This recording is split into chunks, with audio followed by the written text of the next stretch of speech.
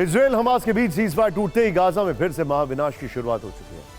इस बार दोनों तरफ से हमले पहले से ज्यादा भीषण हो रहे हैं, क्योंकि 7 दिन के बाद इजराइल और हमास दोनों पूरी तैयारी के साथ युद्ध भूमि में उतरे हैं। अब सवाल यह है कि 7 दिन से जारी सीज़फायर आज समय अवधि पूरी होने से पहले ही क्यों टूट गया? क्या इजरायली पीएम नेतन्याहू का सब्र टूट गया है, या फिर हमास ने ही कोई ऐसी हरकत कर दी है जिससे इजरायली फोर्सेस को दोबारा विध्वंस की शुरुआत करनी पड़ी? हमारे सहयोगी मनीष झा ने सीज़फायर टूटने पर एक्सक्लूसिव डिटेल हमारे साथ साझा की।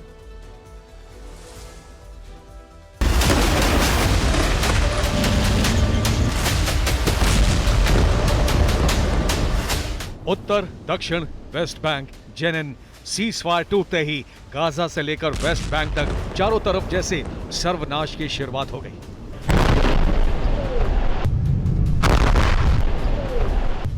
सात दिन से जारी सीज़फायर की मियाद शुक्रवार को खत्म होने ही वाली थी कि हमास और इजराइल के बीच ताबड़तोड़ हमले शुरू हो गए। अब सवाल यह है कि सीज़फायर से पहले की रात में ऐसा क्या हुआ? क्यों सीज़फायर खत्म होने से पहले ही गाजा विध्वंस का दूसरा दौर शुरू हो गया? दरअसल देर रात में हमास ने बंधकों की एक लिस्ट इजराइल को सौंपी। लिस्ट में कई बंधकों के शव दिए जाने की बात थी। इजराइल ने लिस्ट लेने से इनकार कर दिया। इजराइल की तरफ से एक साथ सभी महिलाएं और बच्चों को रिहा करने की मांग की गई। इसके बाद हमास की तरफ से कोई जवाब नहीं आया। इजराइल की सरकार भी कई घंटे तक असमंजस में रही। आखिरकार प्रधानमंत्री नेतन्याहू ने एक बार फिर से युद्ध शुरू करने का आदेश दिया, लेकिन इसकी भनक हमास को लग गई और हमास ने सेदोरोत को टारगेट करके पहला रॉकेट दाग दिया। फिर क्या था, आईडीएफ ने इसके बाद फेज 2 में भीषण बमबारी शुरू कर दी। गाजा में दोबारा ऑपरेशन की शुरुआत करने पर इजरायली पीएमओ की तरफ से बयान आया। कहा गया कि हमास ने सीज़फायर का समझौता तोड़ा है, आज महिलाओं को छोड़ने का वादा पूरा नहीं किया। हमास ने इजरायली नागरिकों पर हमले किए और सरकार जंग के नतीजों को पाने के लिए प्रतिबद्ध है। साफ है, सीज़फायर टूटने का मतलब हमास का अंत है।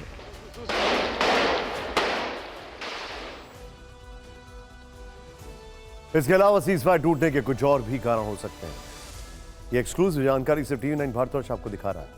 इजराइल जॉर्डन बॉर्डर के पास हथियारों की खेप पकड़ी गई है। ये बड़ी खबर हम आपको बता रहे हैं, ध्यान से देखिए। नंबर 1, नंबर 2, हमास ने हथियार सप्लाई मिलने के बाद युद्ध छेड़ा। नंबर 2, हमास के पास अब बंधकों का बोझ नहीं है। फिर बंधक सैनिकों को संभालना, जगह बदलना मुश्किल नहीं। फिर ये देखिए, हमास ने खुद को मजबूत कर लड़ाकों की तैनाती की। इजराइल ने 50 बंधक छोड़ा, जनता का गुस्सा कम किया। दुनिया में बंधकों पर इजराइल के खिलाफ गुस्सा कम हो गया, यह भी जानकारी आ रही है। अमेरिका ने इजराइल को नए हमलों के लिए हरी झंडी दे दी।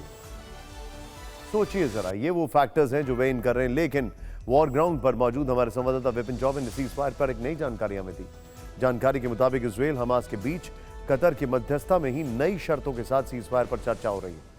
हालांकि बड़ी बात यह है कि इजराइल हमास की नई शर्तों को मानने के लिए तैयार नहीं।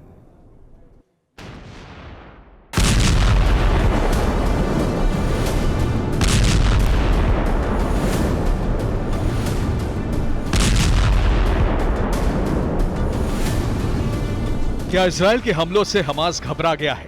क्या हमास को अपना अंत अब नजदीक दिख रहा है?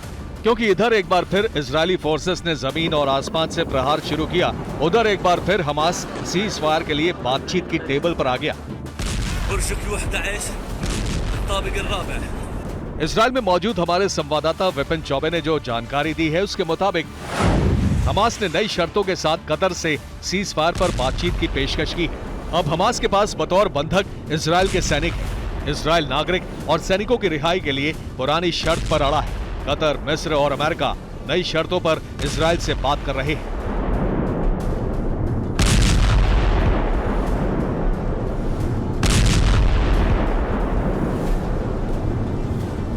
खबर यह है कि हमास इजराइल के सैनिकों को छोड़ने के बदले एक के बदले 10 कैदी और सीज़फायर की शर्त रख सकता है। हालांकि इसको लेकर इजराइल ने अपना रुख साफ करते हुए यह कह दिया है कि वो किसी भी कीमत पर इन शर्तों के साथ सीज़फायर के लिए तैयार नहीं है। गौर करने वाली बात यह है कि हमास ने अब तक इजरायली कैद से अपने सामान्य नागरिकों को छुड़ाया है। अब वो सैनिकों के बदले बतौर आतंकी इजरायली जेलों में बंद अपने बड़े चेहरों को छुड़ाने की कोशिश में है।